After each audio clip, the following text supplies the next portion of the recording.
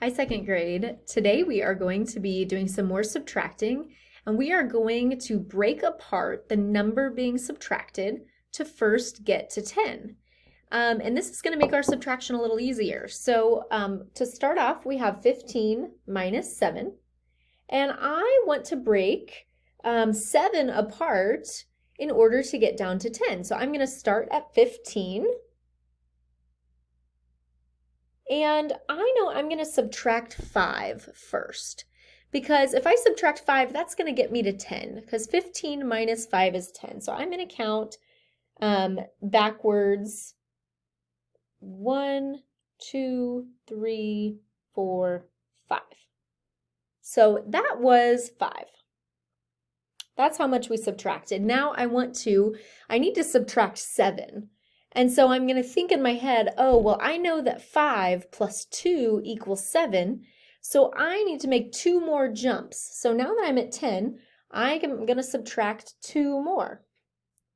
1, 2.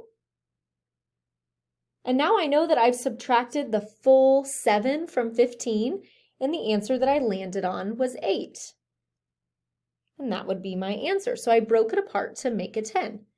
Now I am going to do that again, a little bit different, and show you just kind of the numbers. So when I want to break a number apart to make it a 10, I am going to be looking in the ones place. And I see 15. Now, in the ones place, I just see 5. So I know I'm going to have to break my 7 apart into 5 and another number.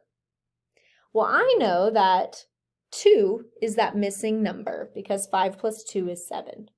So now I need to subtract first 15 minus 5, which is going to give me an easy 10. And then I need to go ahead and subtract the remaining 2. And that is going to give me my answer of 8. So that is how we break down to find a 10 so that we can subtract a little bit easier.